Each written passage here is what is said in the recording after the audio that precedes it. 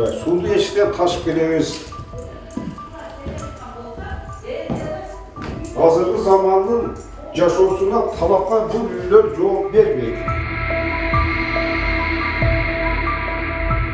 Bizde 8 kvartira болгону менен 4 kvartira подвальный помещение.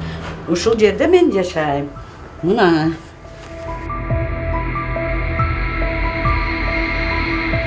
Суу жок. Это при Советский Союзда коюлган, но суу жок. Ош шаарынын так борборунда жайгашып, сууну сырттан ташып ичүүгө аргасызбыз. Мындай даттануу менен Пактабад көчөсүнүн тургундары нааразычылыкка чогулушту. Алар жашаган 2 кабаттуу үйдүн эскилиги жеткен, Союз учурунда салынган эски типтеги үйдө учурда газ жана таза суу да жок. Биздин үйүбүздүн проблемасы суубуз жок, канализация жок, туалет жок, эчтеке жок. Бир свет менен жашайбыз. Коюла турган яшиктер жок, мусорду узак жерге алып барып төгөбүз. Туалетибиз да өтө начар акыбалда, көпчүлүк экенбиз. Тазалап турабыз, бирок баары бир жаздын күнү болбой калат экен. Ошого бияк туалет тышкары, жугунду төккөн жерлер тез-тез тазалап, жумасына 2 жолу уборка кылып турабыз да, эми кошуналар чыгып. Бирок баары бир шарт болбогондуктан тез-тез тазаласак дагы чыттанып кетет бу жерлер.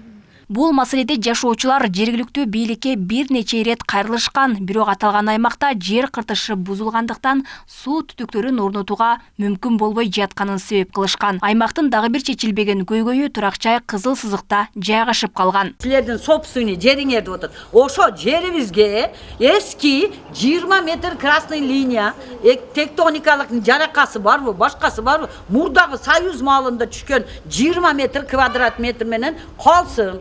Калган 30 метринин бизге жерибизди красный линиядан жылдырып берсин. Биз үй салып, биз мэрияга деле неме кылбайбыз. Башкага деле муктаж кылбайлы. Канализация бүт бар жогу менен биздин үйдү салып беришке инвестор таптı. Жашоочулар эскилиги жеткен үйгө инвестор таап курдурууга аракет кылышкан, бирок ага архитектура Кызыл Сызыкта экенин негиз кылып уруксаат берген эмес. Анткени тектоникалык жарака кеткен аймакка туракчай салуу кооптулугу жогору. Короче, инвестор келди, инвесторге мэриядан уруксат бербеди.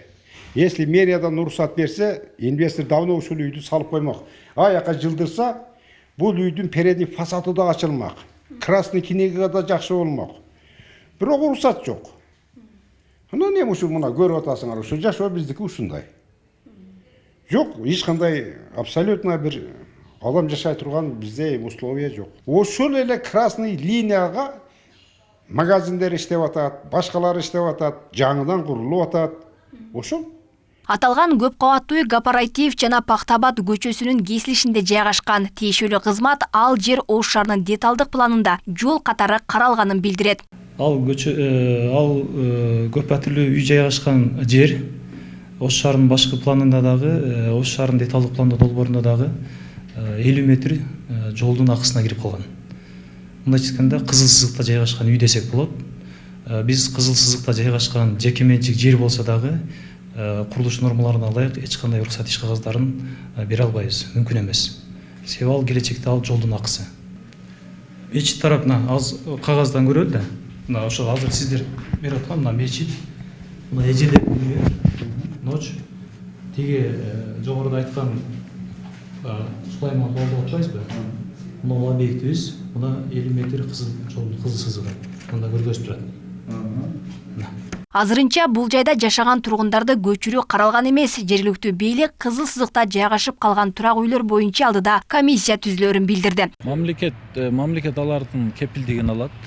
Сиздер айтып жаткан дарек боюнча Ош шаарынын мэри Бакытбек Жеңишбекович дагы бир канча жолу барып, жашоочулар менен да жолугуп, жеринен, үйдүн абалын да көрүп, баарлашып да келген. Ал боюнча эми азыр БДП кабыл алынганда 50 метр көрсөтүлгөн аянтка ошол турак үйлөр кирип калып атат да. Азыр жашай беришет алар. Бирок курулуш бузулгандан кийин ал жерге жаңы курулуш салганга, курганга болбой калат. Талаштуу маселе жараткан көп кабаттуу 8 батирлүү тургундар жер төрөсүн да үйгө айландырып алышкан. Алар буга чейин бул маселеде бир нече ирет кайрылып келишкен. Алмагүл Байгызы, Адилбек Абдакимов, Ош ТВ.